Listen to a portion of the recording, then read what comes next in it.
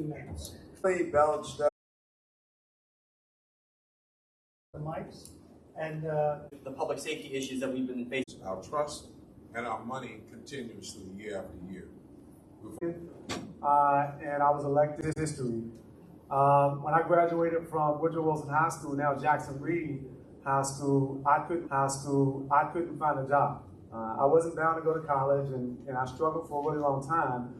And our city was really struggling with violence.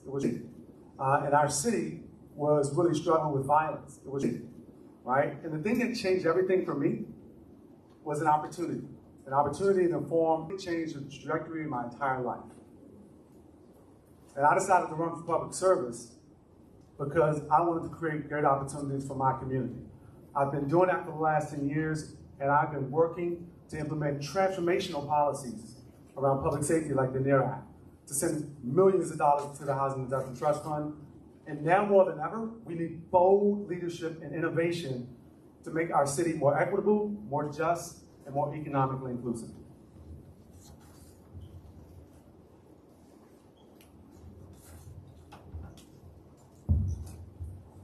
Kenyon just talked about a transformational impact point in his life.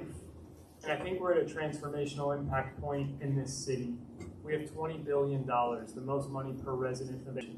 This is an important election to think about how will we use that money in the future to help people in the ways that I think everyone in this room agrees we want to. We want to create opportunity. We want to create safety. We want our schools to be great. The question is, how are we going to do it, and who's best equipped to do it? I run a health equity program that serves over 100 million people and know how to make an impact at scale. I've also been working in the community like many others up here for a number of years. I opened my home to people coming out of prison for a decade. So don't just talk about affordable housing, but work to provide it myself, and we'll work to provide the management we need to ensure that 25% of our units aren't uninhabitable. The Washington Post said that I would attack problems with data, and that was one of the reasons they made me their first choice in their endorsement. But the National Association of Social Workers DC chapter did as well, because they said my record of service and my heart aligned to their values of social, economic, and racial justice. I'm going to show up in all of your neighborhoods. I'm going to work really hard, and I'm going to do everything that I can to make a difference, because I do think we need change in this city, and the change that we need is effective, focused management to get the yield out of our budget to hit those goals that we all want. Thank you very much, and I hope I can earn one of your 2 votes.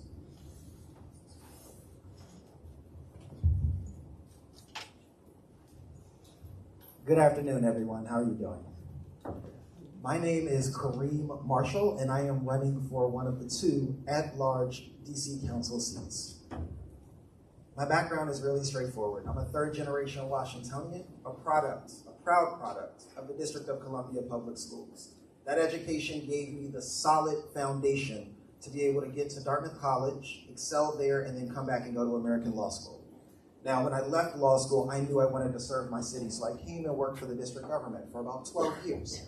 And in that role, I've been an attorney for the government, I've been a legislative director, and I've also worked on developing affordable housing projects, particularly east of the river. Now, everyone up here will tell you that they care about the city, and I completely believe them when they say that.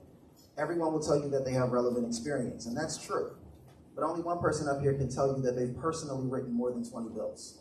Only one person up here can tell you that they've personally amended more than 100 regulations. I also am the only person on this dais who has practical experience in taking an idea from concept, through outreach, through writing the law, through implementing the law, and then making sure that the law works.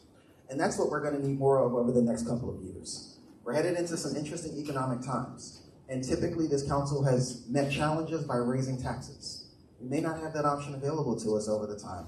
So we need to make sure that we are very thoughtful about making sure that we're using the resources that we have and applying them forward. I look forward to hearing from you. I'm number 2 on the ballot, and I can't wait to talk about conversations. Terrific. Good evening, Southwest neighbors. I'm Alyssa Silverman. I've been representing you as the at-large independent member for the past 8 years, and I'm here tonight to ask for one of your 2 votes again. So I actually agree with Kareem. Everyone's going to say, you know, we're for all these things, but who has the track record to prove that they are focused on using your tax dollars well, they're focused on oversight, focused on accountability, and, in fact, constituent services? Now, in Southwest, you know what development brings to an area. Let's talk about the scandal in the paper about the DC Housing Authority. This is going to impact you guys because you have some of the biggest public housing communities in your neighborhood. Greenleaf, James Creek.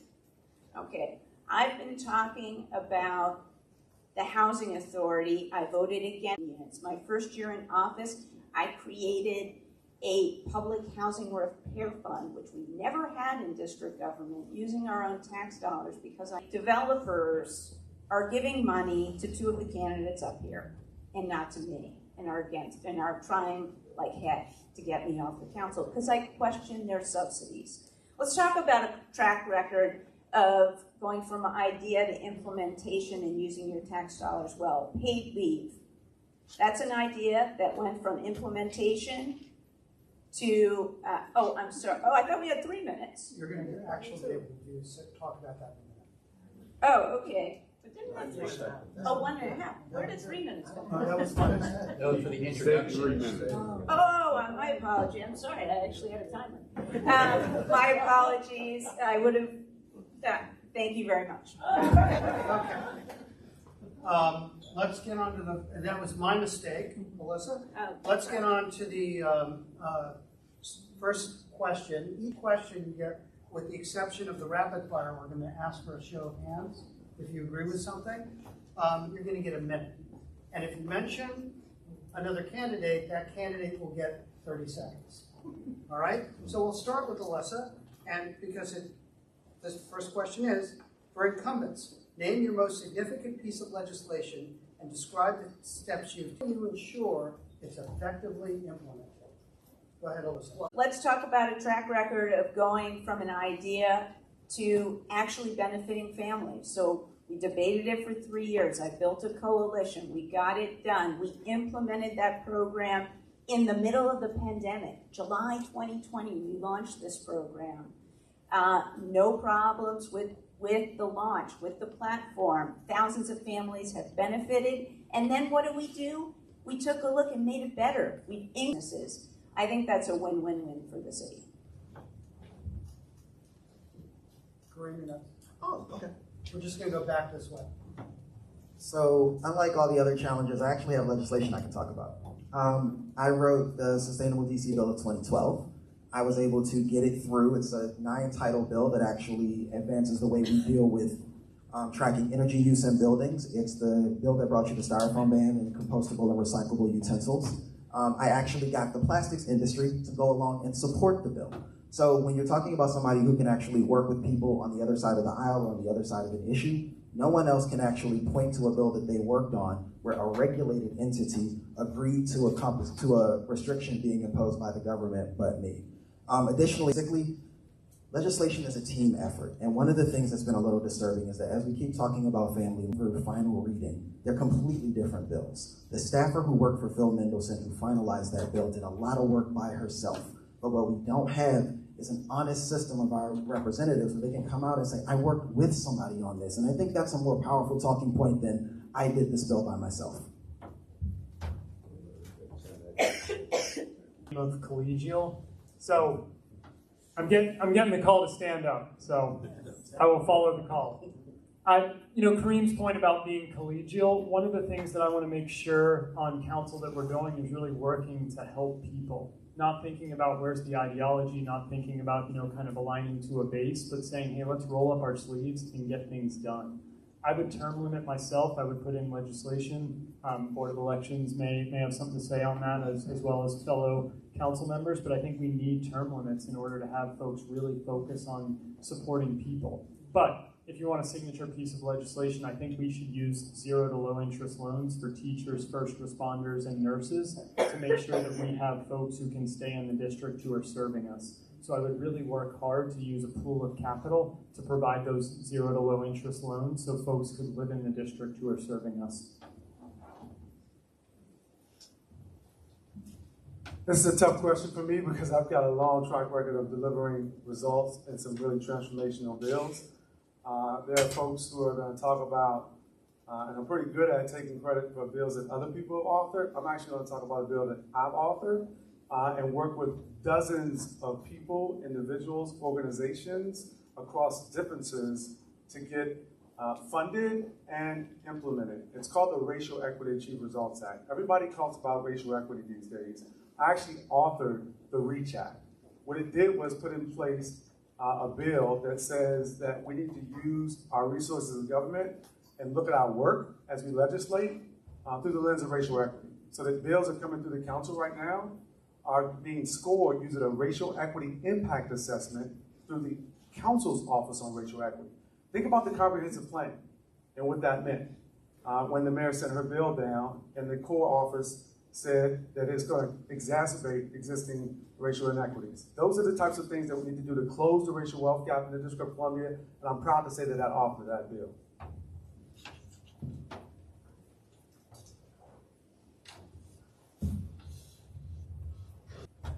One of the first things that I will work on is the housing issues that we have. And that's something that nobody wanted to talk about, the Committee of Housing, that did not do anything over the last 10 to 12 years.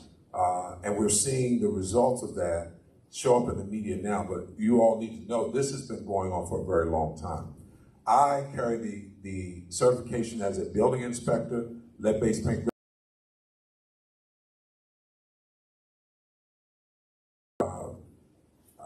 rehab inspector when it comes to these environmental issues.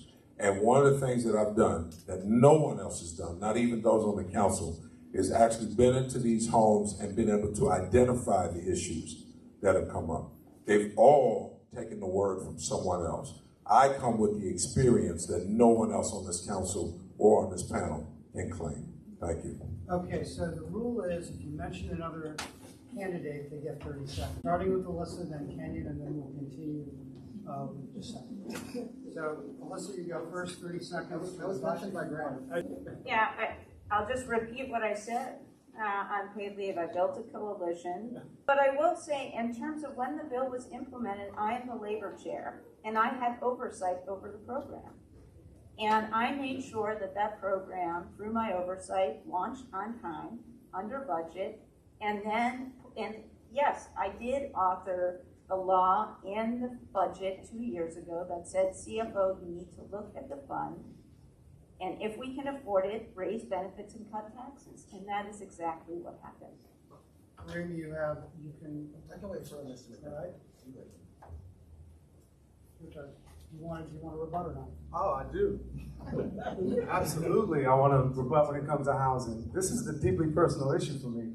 And I would just encourage everybody to check the record and not listen to what candidates who are trying to seek office say to score political points. Because my record on housing affordability in the District of Columbia is really strong. I authored a bill that says whenever we have a surplus in our budget, 50% of that surplus goes to the Housing Reduction Trust Fund and sending hundreds of millions of dollars into the HPTF.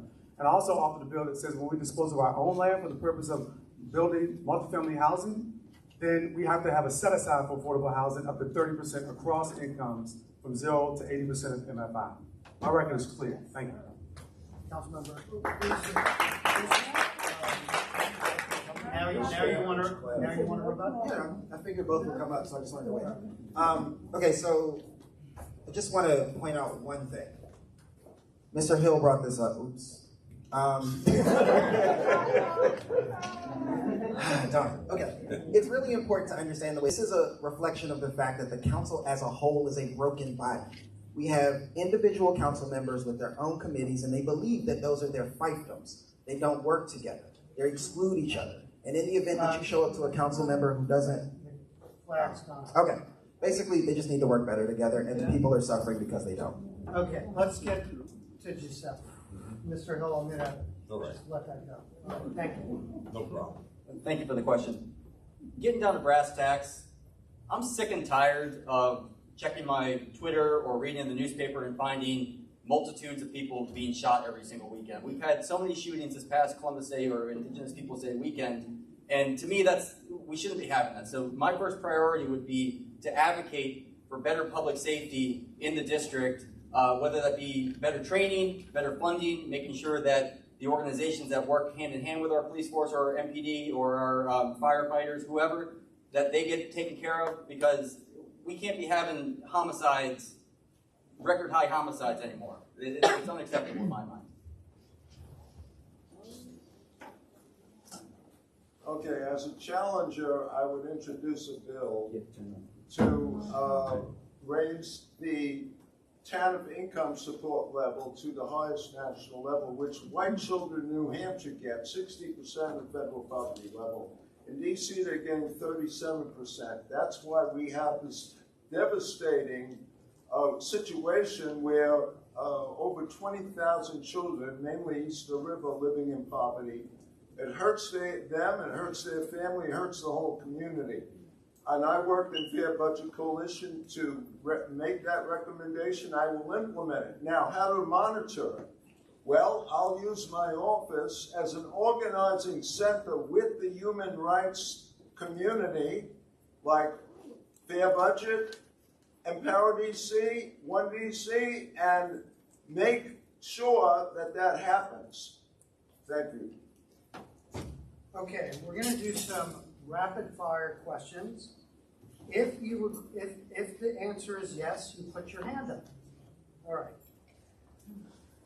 Should the city enforce parking restrictions on Sunday? If you believe they should, put your hand up.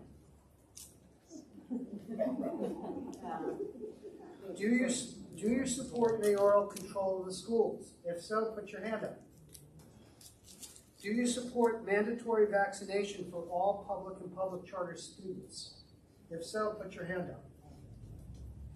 Do you support historic preservation districts? Do you support allowing non-citizens to vote in local elections?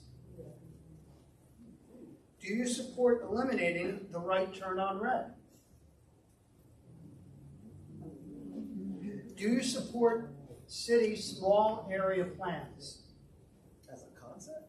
As a concept. Do you support a city financed stadium at RFK for the Commanders? And my final question, which is not a trick question, are any of you, and this is, raise your hand if the answer is yes. Are you planning on selling your car in the coming year and relying on public transportation and bicycles for your transport? I would like to note that I've never owned a car, so I you could put that. I You could put your sell hand that. Okay, Yeah, that's I live east of the river. That's not working. that's rapid fire. All right. We're going to start with Kareem and move towards me, with Alyssa having the last word in this round, this question. What do you see, Kareem, as the distinctive roles for traditional DCPS schools and public charter schools? Thank you for that question. We have to stop this false distinction between public and charter schools. They're all public schools. They're all our kids. Questions like this are actually incredibly negative, incredibly harmful, and unnecessarily divisive. What we need to do is figure out how every kid has a quality school that is adequately funded and invested in by the community within walking distance. We have to stop this conflict between public and charter schools. It does not help our kids. It does not improve their education outcomes. And the only thing it does is further disenfranchise educators. Also, as long as we're talking about education, let's get our teachers a contract, a fair contract, and let's do it now.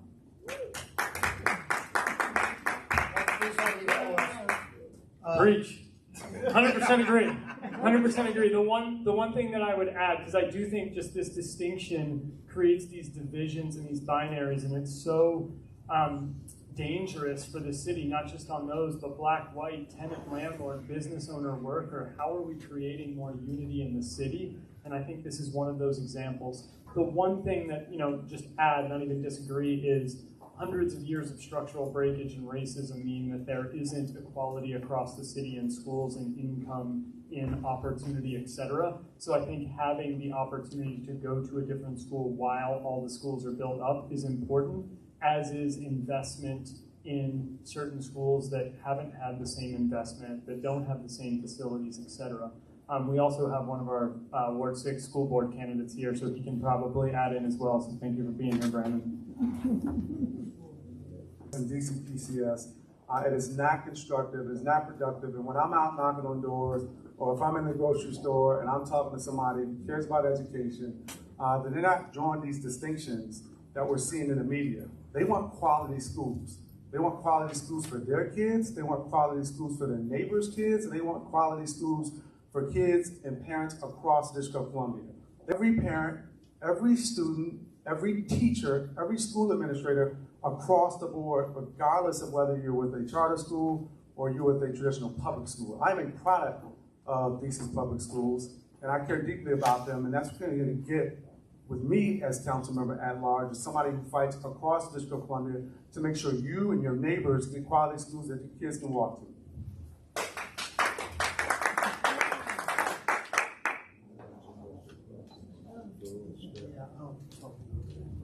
Please refrain from applauding because we just want to keep it focused on the candidates. Go ahead. Thank you.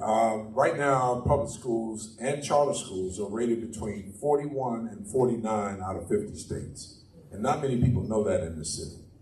49 includes the charter schools. And the one thing that we need to do when we talk about a unified system is we need to take the schools from under the watch and the control of the mayor. We need to make sure that we pay our janitors, school teachers, and comes from. Next thing that we have to do is make sure that vocational ed is a high priority. In 1985, when this council voted to remove vocational ed, crime has increased every year since. And people are asking right now, what's going on? You've taken the interest away from the children, the trust away from the children as an adult by making the decision to cut off the lifeline of their future. Thank you for the question. Largely what's been said already is the answer that we need to go with. I mean, we need to have options. That's why I'm a big proponent of parental choice. I think that our parents know what's best for their children and where to send their children to school. I too am a big proponent of trade schools. I think that we need to have options for our children because not everyone wants to go get a business degree or a history degree. They might want to actually work with their hands. And, you know, Lord knows that I wanted to work with my hands. That's why when I went to do engineering, I was doing plumbing, I was doing electrical work. So I think that that's a huge thing and a huge motivator, as Mr. Hill was saying, is a huge motivator for our youth. I think that we need to stimulate competition between our schools, and we need to make sure that the money follows the students, not the other way around. We know that in the wealthier neighborhoods of DC, parents actually pay for school supplies, okay? In the poorer neighborhoods, the students are deprived of equity, which they should get. And this is really the fault of the local government, that this inequity exists. Child poverty is certainly a contributor to poor school performance as well, and that has to be addressed. But here's the thing. Remember Michelle Rhee and Fendi? Okay, so we had a process of semi-privatization of our public schools and the closure of public schools. Okay, so I think there should be equity all across the board.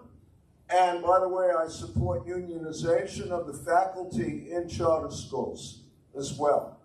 My time's up. So I think the question was about traditional DCPS versus charter. I'll repeat Correct. the question, and please don't dock her time. The question is, what do you see as the distinctive roles for traditional DCPS schools and public charter schools? Exactly. So I think charters should be pockets of innovation to try different things that should then help DCPS. For example, language immersion. We know from the school lottery that parents want their kids to speak two languages. But here's the issue with charters and where I think we have strayed too much, in that the highest, most desired charters are the dual language charters, yet DCP. And I'll just say, I know that a lot of Southwest neighbors want to strengthen Amadon Bowen and Van Ness over in Southeast, but the problem is that charters have become competitors to DCPS, not helpers. So we have problems in neighborhoods, and I live in Ward 6 in Northeast, where we can't matriculate all the way through high school in DCPS because charters are taking away kids and not building the cohorts and the community that I think people want. Okay, I'm gonna ask, we're gonna go back to that, not to vote with their feet, to leave their neighborhoods. I'm gonna start with Corinne. Not to vote with their feet, to leave their neighborhoods. I'm gonna start with Corinne.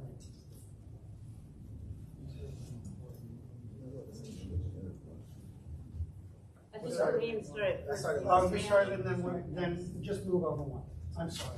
It was so interesting what you were saying, I lost track. Sorry to do this to you again, but I think the question is an incredibly unfair one to say that we have structural racism in this city, in this country, and to say, let's put it incumbent on the parents in Ward 7 and 8 to not vote with their feet. Let's put it on them to make decisions on what they would do with their kids. I think as a city, we have to say, how are we supporting every single school, every single parent, every single child, and being able to reach their full potential in the way that however they need to meet their unique educational needs. And so what I would say to this, and I think many people up here would agree, is as we make policy, how do we make policy so that everyone is able to thrive, ideally in their neighborhood, at their school, etc. But we have some legends of community and economic development in the back there, and had a conversation just last week about how do we make Pennsylvania Avenue on the other side of the river an amazing spot of retail and thriving foot traffic and things like that. These are the discussions we need to be having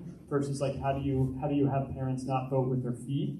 As a government, we need to be voting on community and economic development or in other pockets of historical disinvestment, and we need folks who understand business, who understand. We have to not keep talking about education in a vacuum. I expect every single parent who's faced with the decision to make sure that their kids have a quality education in the District of Columbia.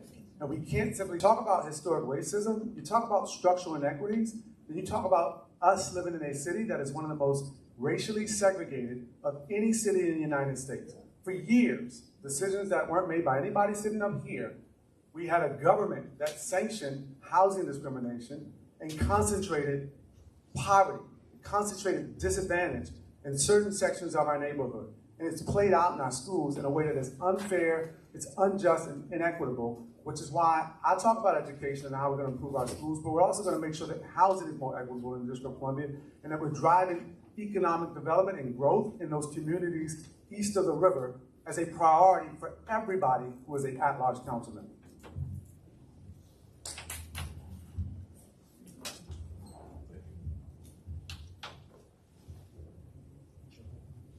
Thank you. One of the things that we have to keep in mind is that any of the families east of the river that have children that can't go to school, some of them can't go because those schools were shut down in their community. The mayor made that decision, part of it, because they were already living east of the river. When you take away the ability for someone to have good grocery choice, they got to go across the river. They don't have the choices for the school. They're not going to have that same opportunity to get the learning that we have. Now, most kids east of the river can't go past the stop sign in their neighborhood out of fear of gun violence from someone else that's happening in the community. So we need to put the schools back into the community. And I say instead of moving students around, move the teachers. Bring the teachers to the community to install the trades, the IT learning. All of those things that right now those kids can't go get anywhere else across the city. Thank you.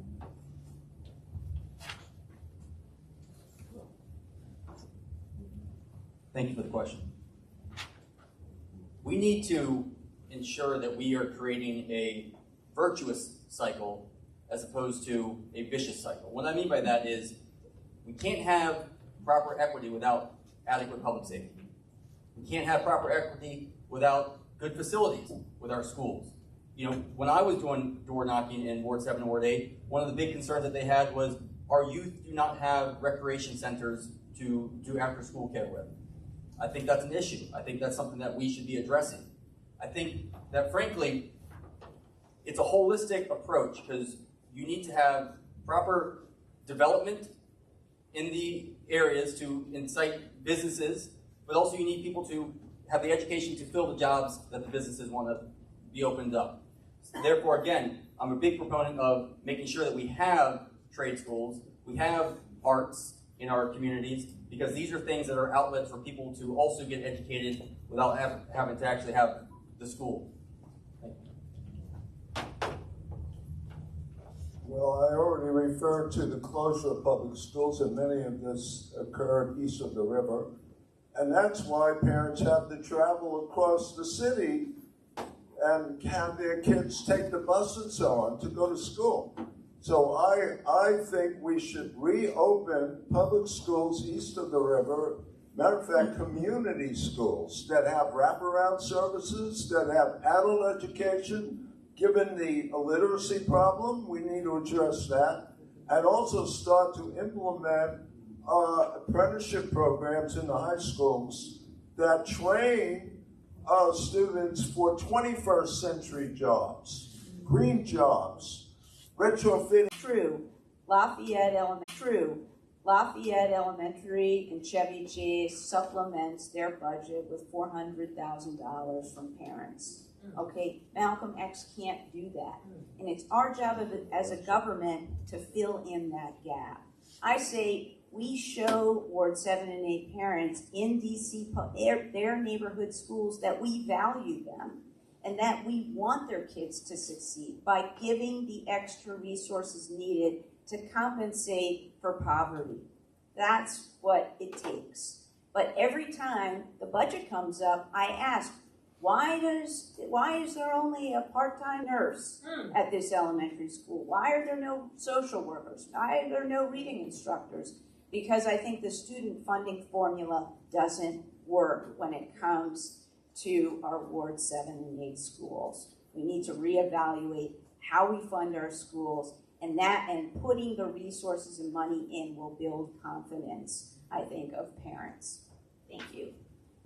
Sorry, I have a cold, so I'm sorry.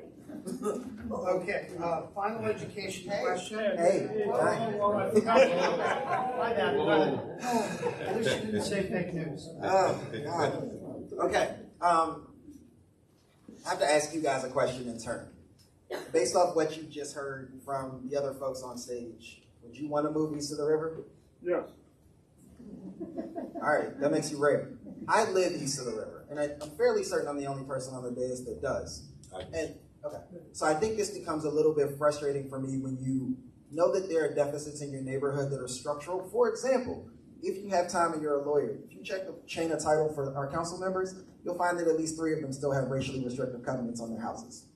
But when you talk about the allocation of resources and you talk about the way in which we make decisions as a city, the fact that we only hear about what makes equity or what makes things fair, we only hear about it every couple of years during election cycles. We need you guys, whoever the council member is. If I win, you'll get it from me because I live there. But whoever wins out of this contest, they need to be invested east of the river all year, not just in election years when they're looking for votes, but they need to be actively invested in making sure that the decisions that the government makes are equitable, not equal. There are more than 30 years of disinvestment that we have to make up for, and we have to make sure that we're taking affirmative steps to fix those decisions. Thank you. I believe Ward 5 council member, current, will go first on this question. The council, in the last several years, created an additional pool of resources to support at-risk students. And that money seemed, for whatever reason, did not result in better schools in areas that were struggling. Councilmember McDuffie. The budgeting process of these public schools is more transparent so people can understand it. You shouldn't be based on a lack of resources or having to use at-risk funding for something else. So I think the decision was the right decision, but I also think that it's not just a matter of money, right? We have one of the highest per pupil funding formulas of any school system in the country, and yet we still are only seeing incremental gains. Again, do not talk about education in a vacuum. If you want to talk about why some of the schools are still having challenges, just go talk to some of the teachers. And you'll hear that students are dealing with issues that go far outside their ability to learn. If you come to school tired, right, it's going to be hard for you to learn. If you come to school hungry, it's going to be hard for you to learn. If you got to worry about working to pay for something for your sister or brother, then it's going to be hard for you to focus on learning. We got to deal with housing. We got to deal with economic opportunity and close the gaps that exist in health if we want to make sure we create an environment that is better for our kids in our education system.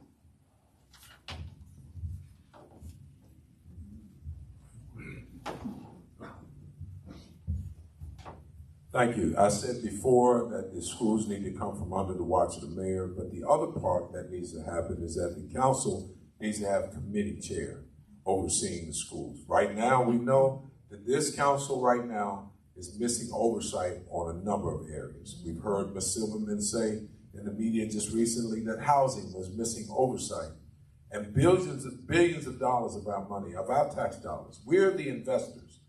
It's time for a return on our investment to see how the government leaders we put in place manage our money. If we don't have right oversight over these schools, we're going to continue to see someone put up a contract, that money be moved to a friend of theirs, and then our children suffer because they mismanaged, misspent, and mismanaged the trust that we have for our children. So there again, those things, oversight, and we need a committee on the school system.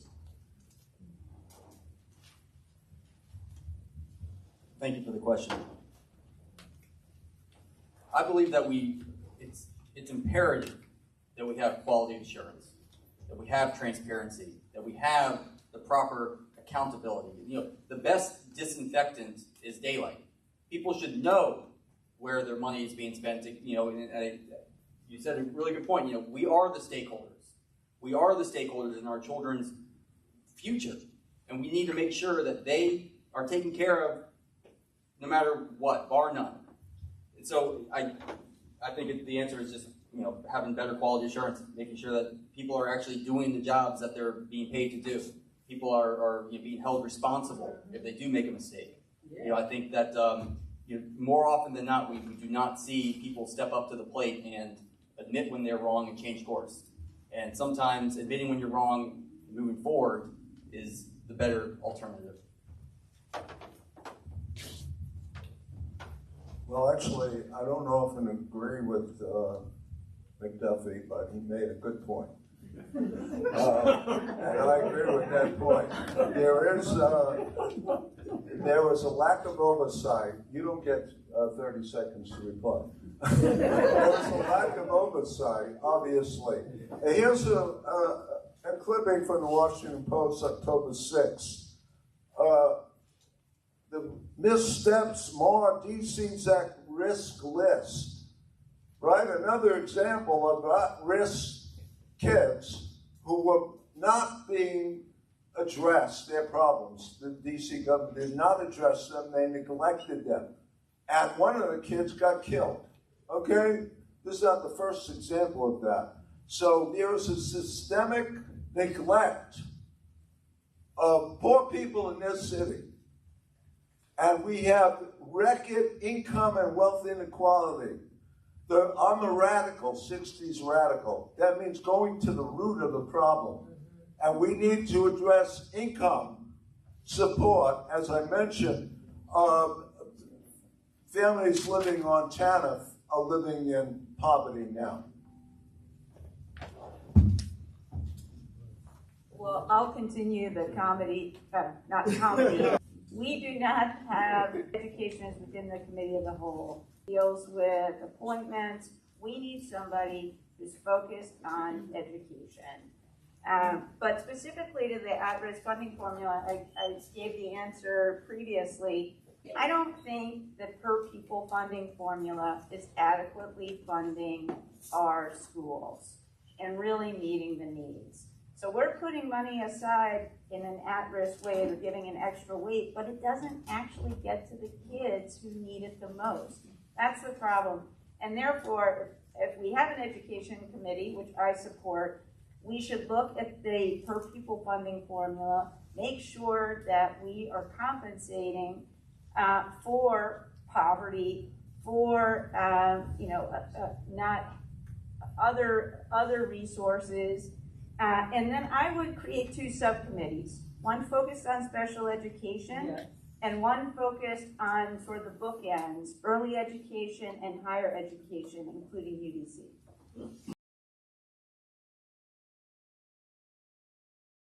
If they actually agree with you.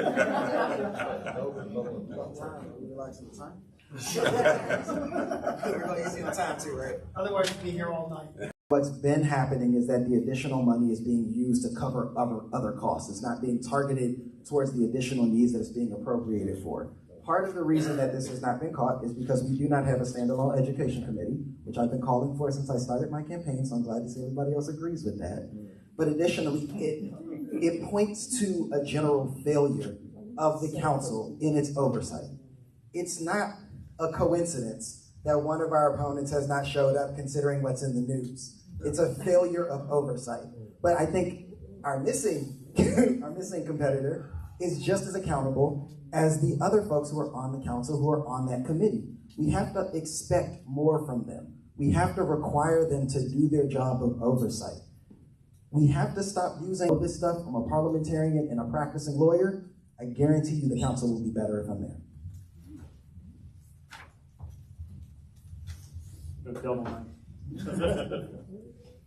This question, like a lot of others, goes to, you have 2 votes, and how will you make that decision? Who can steward the budget the best? Who can provide the most balanced, supportive, but focused oversight to ensure that we leverage our $20 billion, the most per resident of any city in the nation, in the most effective way to hit these goals? Whether in this question it's for at-risk youth, whether it's for safer streets, whether it's for the schools overall. And so I think the real question that you have in front of you based on this question is, who do you think are the 2 folks that you can trust? One of the things that I'll go back to is, I've been doing work at a personal level, be that mentoring 2 boys for 8 years, be that opening my home to guys coming out of prison for a decade, be it helping returning citizens, men and women, to launch their own businesses that now hire 40 DC residents. And in a professional context, with my 20 years of financial and operational experience, I know how to drive impact at scale. And I'm not going to care who gets credit, because I'm going to term limit myself to 2 terms. And so I'm going to come in, do the best that I can, try to fix and focus these problems, be a public servant, and then step aside for the next person, because we have a ton of talent in this city. And I hope I can earn 1 or your 2 votes with it. Okay, we're going to move to affordable housing. I think I got everybody. And Mr. Hill will start. And I'd like you to be very specific in these questions. I mean, it's one thing to talk in generalities, but let's get into the meat of the matter. Name one specific thing the city can do to increase the stock of affordable housing in DC. Mr. Hill, one specific thing. The first thing that we need to do is make sure that we dictate what is being built. If we let developers come with the plan, they're going to start with what they suggest. Part of that also needs to be 0 property tax for senior citizens. 0 real property tax. That's the one thing that allows and enables generational wealth transfer in this city. And everyone on the council laughed at me, and the mayor's office laughed at me when I showed them that 37 other states had done it. It wasn't my idea. I just brought proof that it does work. Thank you.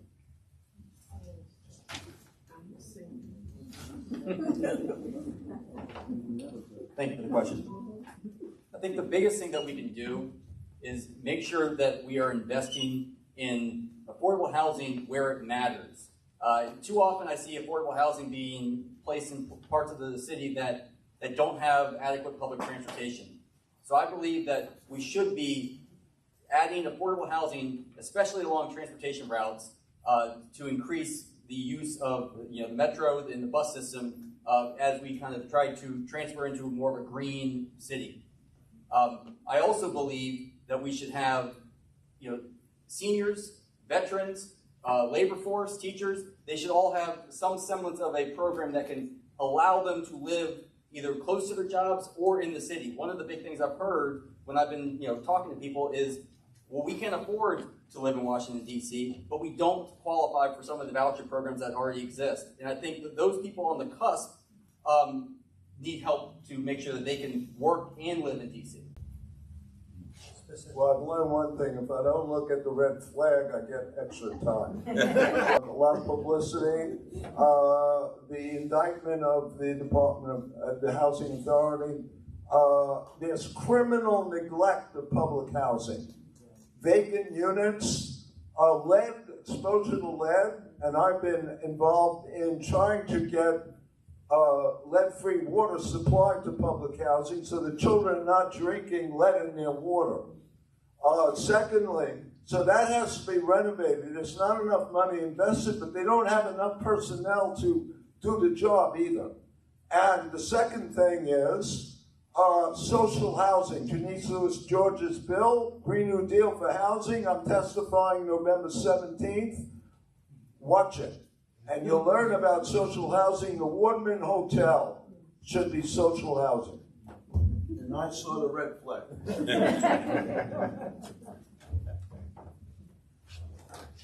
Thank you. Well, I learned from David not to watch the red flag. So I'm going to continue. First of all, with David's point, you read about the scandalous DC Housing Authority report. 2,000 vacant units out of 8,000, 1 in 4 vacant. So let's start there.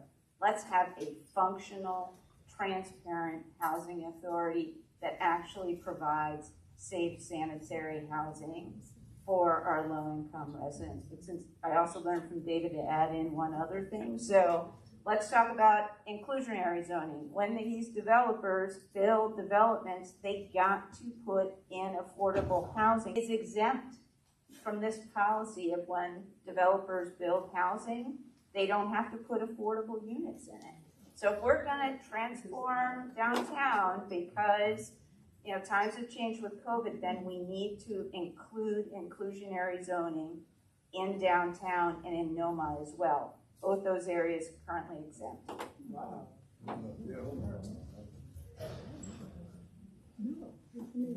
So I would actually start with an overall plan. We've typically dealt with housing on a community by community basis, but what we really need to do as a jurisdiction is make very affirmative decisions that we're using our money in an additive and multiplier effect so that we can get a lot of additionality out of whatever we build. We really have a deficit of, we don't have enough units for families in the District of Columbia. We don't have enough housing generally, but it's significantly severe for families. That's why people leave to go to the suburbs for a combination of housing configuration and actually making sure their schools are good. So I will work on making sure that we can activate some of these 10,000 to 17,000 vacant houses that exist in the district. It's an opportunity to preserve Black wealth. I already talked about one of the signature initiatives being how do we think about low interest financing for teachers, first responders, nurses, et cetera, to really be able to own in the district. Because one of the things that I don't think we talked about. Question about housing, and I'm proud to have a record of delivering results to put more funding towards housing in the District of Columbia, both in bills that I've authored previously that say that 50% of the district's PTF is being utilized the way that it's intended. So we have to make sure we're doing that. The comprehensive plan and zoning are also things that we need to make sure that we're looking at equity language in our zoning and comprehensive plan. Why? Because we've got tons of single family zone eastern areas of the District of Columbia. If you look at those housing authority properties and where the portfolio of housing exists for DCHA, it's primarily in wards 5, 6, 7, and 8. And that didn't happen by happenstance. It was intentional to concentrate those units in one part of the city. We need to deconcentrate that. And also, last point, people are not going to move just because you build new housing. They got to be safe in order to feel like they can move into these communities. And people who live in unsafe communities do so not because they want to, because they have to. And we need to recognize what it means to create more economic opportunities that address some of the issues on housing. All right, who's next? Are we all done? Okay, so, next question. Right down the street, at the corner of 9th and Main, Gyro Lynch is coming in and asking for a PUD to essentially go up close to 130 feet, build 500 units, but only 15% of those 500 are affordable. 15%. And they're asking for a zoning change that gives them experience with a lot of these sort of negotiation processes. As an engineer working with multitudes of government contractors, I have worked on various contracts involving ship construction. And there's making sure that you get the requirements that you're looking for. And you don't budge on your, it's imperative that we ensure. And the city deal with affordable housing because the Housing Production Trust Fund is actually trickle-down affordability that people in DC cannot afford. It's like social housing community land trusts that actually deliver household income should be no more than 30% of what you pay for housing. Playing field when it comes to negotiating with developers. It's unfair. Developers have a ton of attorneys working for them. ANCs don't. We need to even the playing field. And I look forward to your explanation. All right, I'm actually going to use my time to answer this as opposed to the question. We need to be honest about the way we're handling this race. If you think somebody is bought and paid for, say it. But there's a lot of coded racial language going on right now. And this notion that somebody would spend their career in public is disgusting and it's coded. To me that I'm bought and paid for by developers, I do take issue with that. And when you say that one group has said, okay, this is how we create these politics where we're saying, oh, people are X or people are Y, we're going to market that and we're going to try to amp up our base. Yeah. But if we're really trying to come together, liberation is interconnected, then we're not going to do that stuff. And so I do take umbrage with the fact that we're kind of bringing this marketing and framing in instead of saying, how are we creating the best opportunity for affordable housing, which is the question. I think we want to make sure that this is a place for all, that everybody can buy housing here, everybody can live and have whatever you want. But I also think we need to work with housing developers and builders to say, hey, if we want production in the city, if we want more supply, then we have to have somebody build it. And if we want preservation, we have to have somebody preserving. And so how are we looking at the numbers? And again, this is why I bring out my 20 years of financial and operational management experience. This is why we ran out of time. I gave you some extra. Corinne, do you want to answer the question instead of rebutting? I'll be quick though. Thank you. So the law that governs how much affordability has to go into land that's publicly disposed is called 10801. That's the section of the code. We need to re-examine the way in which we apply 10801. Like we want to start thinking about all land and how it can be structured in a way. Now granted, this is going to be expensive because in a lot of ways it's a takings. But we have to be a little bit more thoughtful about saying, how do we make sure it's really affordable? Not like a purchase price of $420,000. A working family can't afford that, but let's make sure that they're really affordable, actually affordable for working families. Councilman? And I would like to reserve the right for a rebuttal. I'll just say to the answer to the question really quickly. It's a concentrated poverty and concentrated disadvantage in certain communities where you see collateral consequences that play out in our education system. And the amount of safety that people feel in certain parts of our city. And you look at other parts and you see the amount of immense wealth that exists in schools that everybody in other parts of the city are clamoring to put their kids in. It is unfair, it is inequitable, and we need to be able to address that through smart housing policies that both deal with the way that we zone land in the District of Columbia and looking at our comprehensive plan, the way that I did to make sure it's more equitable. But then also looking at 10801 is something that I looked at and I talked about the bill that I did that says when we dispose of our own land, because the District of Columbia government is one of the largest landowners, that we require affordable housing. And we did it when I authored the bill several years ago, and we've seen that play out with more affordable housing that's being built across the District of Columbia.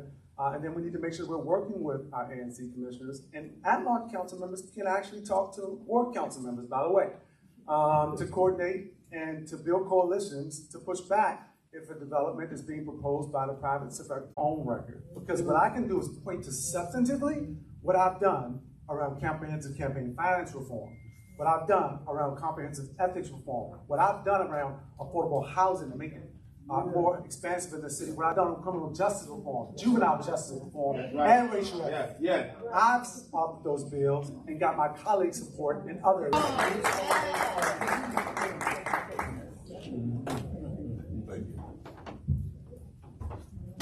Well, one of the things that you have heard that's been true is that we know that the developers have investments, our tax dollars. And I don't care what any of them have said. I know for a fact they got their pockets fat. There's nowhere in the world you're going to convince me that you would forget, No, you're not going to. Okay, go ahead. Go ahead. It's real. So let public safety, housing, education, or 3 years for Kenya, 3 years for Anita Bonds, Alyssa 2 years. What have they changed asking for your vote again here today?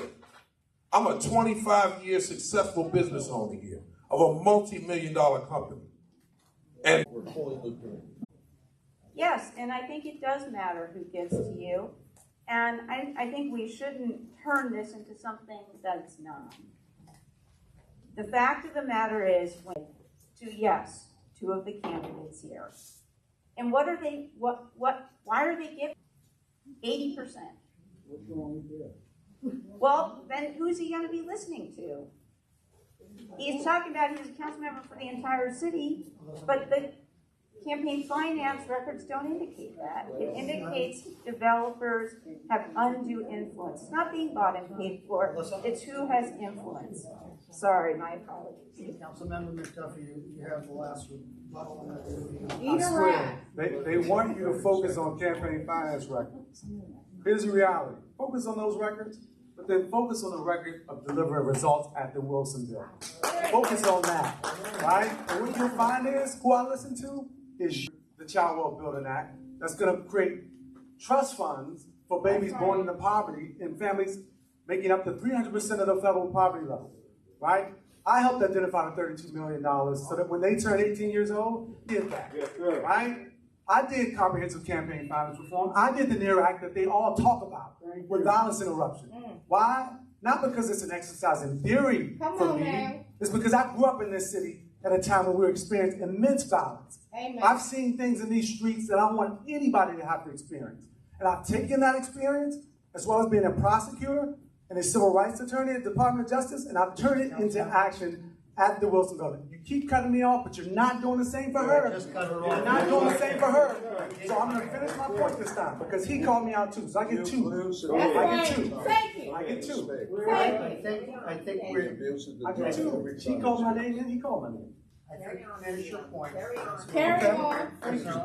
There are other questions. The people Well, the people want to hear a response when you get called out. Right. And when people start calling your name more than anybody else up here, then perhaps I'm doing something right. That's right. Right? And then finally, when there was a contractor who couldn't get something done and had problems with the prime, who did Fred Hill call? Me. And I delivered for him. As check the record.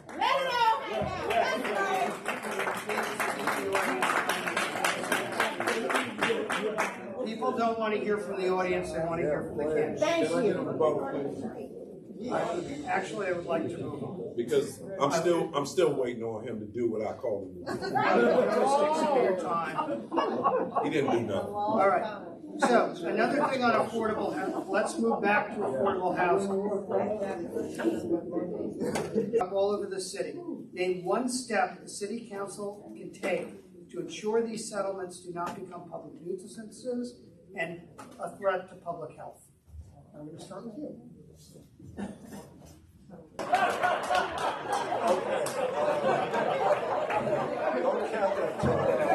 First of all, the reason there's homeless encampments is that there's not adequate provision of housing for homeless people. Hello?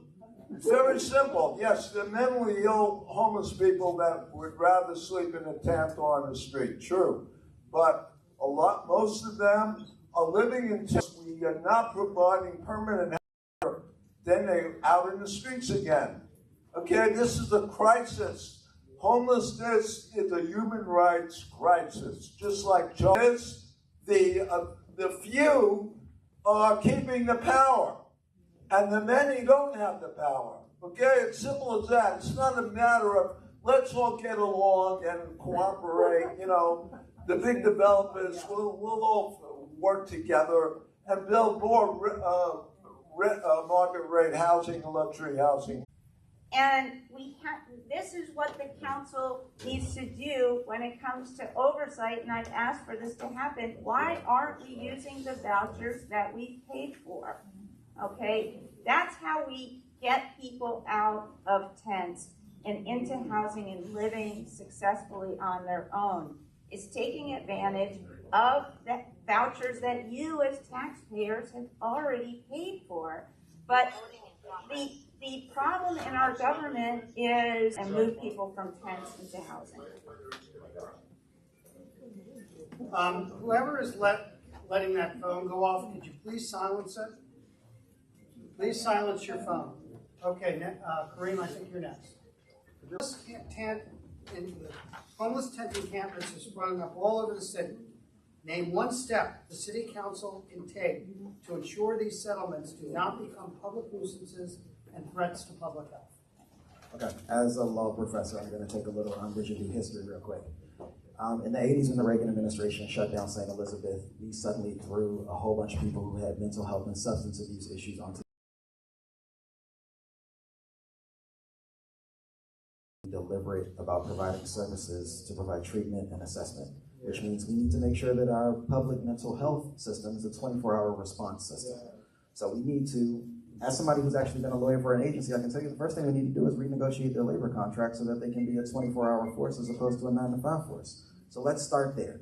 And then once we actually have the capability of being able to provide a 24-hour response, let's make sure that they're fully staffed up, that they're taken care of so that they don't get burned out, and that they're adequately compensated. And then that has the spillover effect of we can actually stop sending police officers as first responders for mental health crises. We don't have to have a conversation about funding levels and staff levels for MPD if we stop having them do ticky-tack things that police are not suitable for. Point where, there is great need. Do we have the level of mental health facilities, and then to Kareem's point, some of the CRT funding, et cetera, to be able to support someone, not just in crisis, but longer term. And then third, some of the affordable housing aspects as well. But then also the emergency. Do we have the level of quality shelters? Do we have a focus on ensuring that folks can move into something immediately? I think one of the challenges when we talk about these issues is there's a concern that something is visible now, so we must take action immediately. And I do think we should take action immediately. I don't think it's just to do nothing, but there's so many underlying needs that I think as a haven't really invested in for the long term. And we have to have managers, we have to have folks with experience financially, operationally on oversight. We shouldn't be using bulldozers and police officers to clear homeless encampments. That's number one. Number two, we do have serious challenges with behavioral mental health and substance abuse when it comes to our unhoused population. Not exclusively, but it is a significant factor. And what I heard, and I agree with Kareem when he talked about some of the challenges with MPD responding to some of these instances that require behavioral mental health professionals. It's one of the reasons why I've been pushing to get full implementation of the Neighborhood Engagement Achieve Results Act. And mental health professionals with law enforcement to respond to those calls to 911, hopefully to make sure that that pilot goes well enough so that you can have a different response when the circumstances warrant it, so that our law enforcement isn't busy responding to all these things and they can actually focus on the violence that's making people live in fear in this city, right? We haven't talked enough about public safety tonight, and we ought to, because it is driving some people to leave our city, and I want you to feel safe in your homes and in your communities.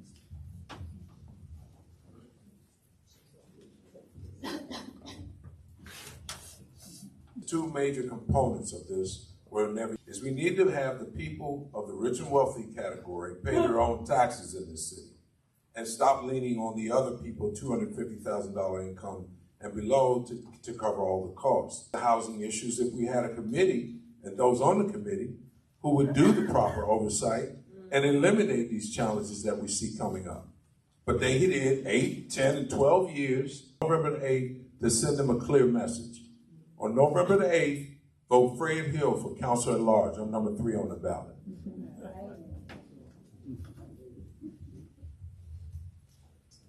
Thank you for the question. Living on the streets should not be an option. That's why I think that what we need to do, housing, we continue the training of how to live in permanent housing. Some of the things that I've been finding when I've been actually talking, I live next to several homeless encampments. In fact, one of them, a man was shot, nurtured. And I think that that's something that we could do a better job with, especially with the mental health component.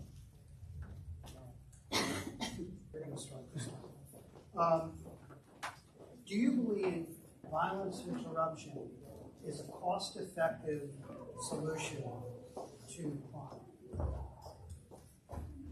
The short answer, and thank you for the question, the short answer is it can be. I think that we do have some successful violent interruption programs in the city, but frankly, we don't have enough quality data to determine if they all deserve the funding that they are seeking. I think that we'll find out pretty soon in the next few years which ones actually have prevented violence and which ones haven't. At 8th Street Festival, there was a tent up, and I had the opportunity to chat with some of the people, and they said, yeah, we do actually prevent a lot of violence. But the issue is the violence to everyone else doesn't seem, if they're preventing the violence and we still have a lot of violence, then what, we're going to have double the amount of violence if they don't exist?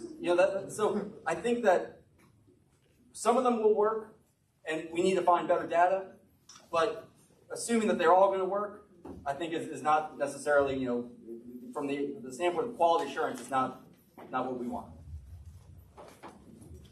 Mr. Hill. Thank you.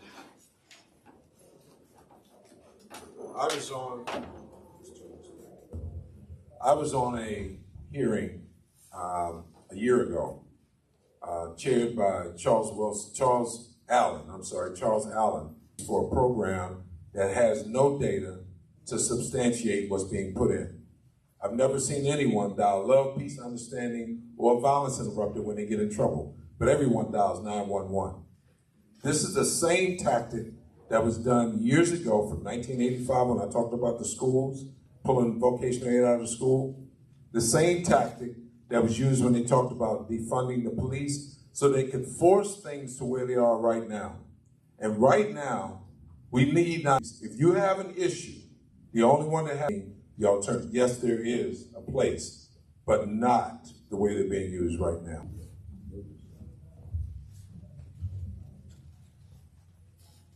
I make an emotional appeal and try to score political points. Here's the reality. It's not an either-or decision. $1 budget, we can do both, right? It's why I authored the NAIR Act. The NAIR Act isn't just creating the Office of Neighborhood Safety and Engagement and putting the cure violence model onto the streets across neighborhoods in the District of Columbia, taking credible messages into communities and really directly engaging with those individuals at the highest likelihood of committing gun violence or being victims, putting them in a pathways program where they get training, they get subsidized, they get money in their pocket, they get successful completion, they get subsidized employment. It's doing all those things, but it also is saying we need quality community policing, right? When you call 911, you want somebody to respond. We need to hold people accountable when they commit crimes, particularly crimes of violence. But we also need to make sure we're ushering in opportunities into those neighborhoods that have long been neglected with young folks who see no pathway to success in our city. We can do both, and we have to do both if we want to get this right. And I have the experience not only to author the bills, but to make sure that they get implemented properly across the District of Columbia. And I show up for all these communities as well.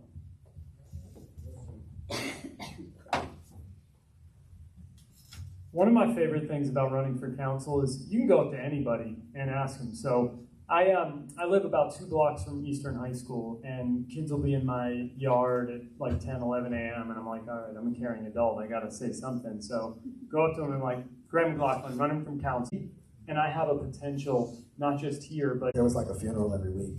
Like it was insane. And I think the one thing that's happening right now is that the violence is implemented because the only people who suffer are the residents. There's a reason we have 2 violence interruption programs in our city. There's a horrific dollars of seed funding. And my I think you have the last one. Okay. Health and the creation by the MPD and the Department of Behavioral Health of police clinician teams to respond to behavioral health crises. That's that. Councilmember, I know you want to rebut, but what we're going to do is we give everybody their clothes. And Okay. All right? They're talking about violence interruption. They're talking about the NEAR Act. They're talking about violence interruption. They're talking about the NEAR Act. It didn't say that those provisions weren't funded. It said that they weren't implemented, right? And so the Judiciary Committee, of which I am not a member, right, nor do I chair the committee, number one. Number two, I actually showed up that Memorial Day weekend to Southeast when it wasn't just one shooting, there were multiple shootings. I was there with Councilmember Trayon White and all the folks who were suffering that gun violence, and I worked to make sure that that got funded. And I had Dr. Gary Slutkin, who started the Cure Violence Model, in my office when we were formulating the NEAR Act in order to put that in place. Councilmember, please respect the fact. Okay, we're going to do 2-minute closes, so you can have 2 minutes. So you can, is it 2 minutes? 2 minutes. Please respect the flag. We're going to start here and move that way. 2 minutes. Make your pitch. No one's attacked me yet, but anyway, I'll do my 2 minutes. Okay, I'm going to expand on what I started with in the introduction to 3 areas. One was to raise the DC earned income tax credit to match the federal. This has helped the tens of thousands of low-paid workers in DC. Okay, gave them income. We're hardly implemented. The third was to give income to early child educators. That's where the revenue went. So this and that came about even though the federal city council, the big lobby of the big developers, which has had a heavy weight on our policy for many years, opposed it, and they were defeated. So we now have a path open for more just DC if we implement what I call the Green New Deal for DC. And you can find that on my website. There are cards out in the hall, and I'll share with anyone. So a Green New Deal for DC includes establishing a DC public bank, because our revenue is now being held by Wall Street. It's not doing us any good. And that can partner with programs like social housing, green jobs, and so on. North Dakota has one.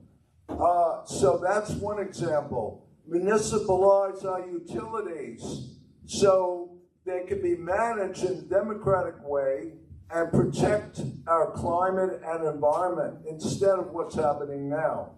And so I would close by saying, for the many, not the few. And I obey the red sign. Thank you.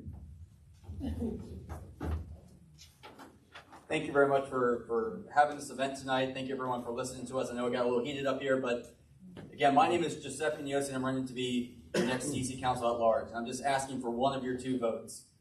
I'm running in the likes of longtime Republican Carol Schwartz. She was, when I was growing up in Northeast DC, she was, the one person on the council that brought diversity of thought, a different opinion to how we govern ourselves in Washington, D.C., because not everybody is in the same lane. There are people throughout the entire city that view things differently, that think they have different priorities. And I'm trying to be an advocate for those people because, frankly, the council has disenfranchised a lot of people throughout all 8 wards. And one of the things that I've been finding out most importantly is when I door knock, people are saying, listen, the status quo has got to go. We can't keep repeating history by electing the same people over and over and over again, expecting different results. So, as someone who is from here, as someone who has roots in my community. What it looks like is simply this. Understanding that we need more police officers right now based on the number of people we have in this city, I'll be pushing for that. But I'll also be pushing for them to be compensated. And I am the only one that has called for a specific result in the city. It's only to those who can afford it. I would call for our seniors to have no real property tax, allowing them to transfer the generational wealth to their young. Another thing that I would do when we talk about housing, when we talk about education, is first remove the public school system from under the watch of the mayor, pay our teachers. We got teachers right now that worked the whole summer and didn't get paid. And this has happened every year. It's not the first time. So we need to get to the root of that problem and get rid of it because it's not working.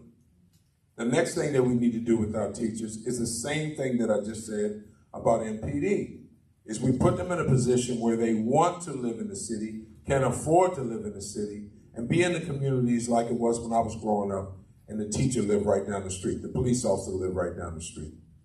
We also need to make sure that we have vocational ed.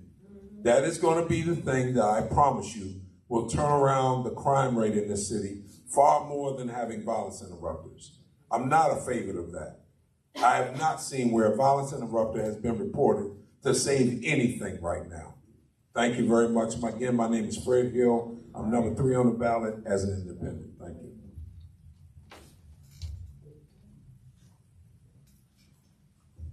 Are we just going in line or? Yeah, you're next, Councilmember. It is my passion and it is my purpose. I've been serving Ward 5 for the last 10 years, and I got into this work because I wanted to improve my community. I told you all when I started, I grew up during the 1980s and 1990s. I experienced violence in a way that I don't want other people to have to. That's why I do this. District of Columbia, because I view this work through the lens of my upbringing in this city.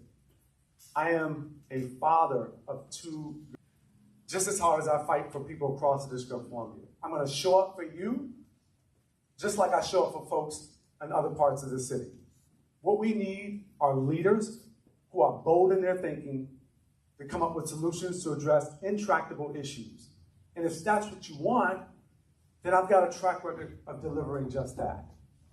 Please don't lump me in with the other members of the council who are running for this seat, because my record is distinguishable. I would ask you to check my record. I don't just talk about things that I've supported. I talk about things that I've authored, and I've done it through collaboration and coalition building. And I will do that as at-large council member. Thank you.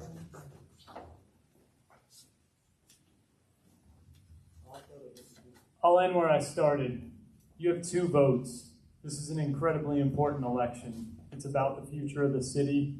It's about how we use our $20 billion to ensure that all of us have the best quality of life, that everyone has an opportunity to thrive here. And so you have to ask yourself, who has the best opportunity to deliver on that? I think you have to look at everyone's record. You have to look at whether what you've seen from all of council right now is what you want to continue to see, or if you want change. Again, I lead a national health equity program that serves over 100 million people, so I know how to make an impact at scale. I know how to work by a problem and together create it with them. I have focused on community work, including opening my own home to guys coming out of prison and building intentional community. Have helped a number of people launch their own businesses, have helped people build wealth, have worked on educational equity. All of those are things that I think are important, but again, who can deliver the change that you want to see with the budget that we have, and who can collaborate on agency oversight to not always be against the mayor, not always be for the mayor, but always be for people. always collaborate across groups to think about how do we create the best policy? How do we work with 2 votes to create change that we need in this city? Thank you very much for your consideration. About our vision for the District of Columbia and how we can best serve you. I've treated this campaign as a job interview, essentially. That's why I wore suits when it was like 90 degrees outside. Because my approach to this is to talk to you about my qualifications, my dedication, and my vision for the city. And my vision is really straightforward. I think that the District of Columbia has the potential to be a place where people don't just want to come here and live in their 20s and have a good time, but they can look at this city as a place. We have to make sure that our education system works for all of our learners. That means making sure that every neighborhood has a high-quality school, and that if a kid wants to go across town, they can, but they don't have to in order to get to a school that's adequately resourced. That means making sure that our streets are safe, and that requires us to be smart about the way that we do public safety. Not just to appeal to your fears or try to scare you into thinking that a magical number of police officers is going to solve our problem. We have complicated issues. We have 30 years of bad decisions that's led to the issues with crime that we have today. And in conversation, because she might have had some answers, but we do need to ask to make sure that we solve some of these issues, to make sure that there's enough housing for DC. My name is Kareem Marshall. I'm number 2 on the ballot, and I'm asking for one of your 2 votes. Thank you. All right, well, I am the person between you getting out of here and staying, so I'll keep my remarks short. I'm Alyssa Silverman.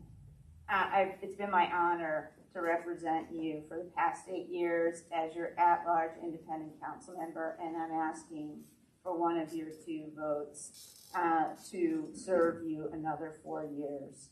First, thank you, Andrew, for being an excellent moderator. Appreciate it. And thank you to the group sponsoring tonight's event. Their bills. And I jumped in, made sure that they got the money they deserve. 2 budgets ago for the hospitality. The hotels need that money to keep people on the payroll, and that was really important to me as labor chair. Thank you all so much for coming tonight. I really appreciate it. Before everybody gets up, I want to thank all of the candidates, many of whom have long, long histories of public service in the district. And also the challenge working in public service. I salute all of you. Thank you, audience, for being so attentive. I want to thank the Riverside Church for hosting us in this absolutely wonderful space. Wait till you hear their bells. Their chimes are amazing. I say that as a neighbor. And lastly, I want to thank all of our sponsors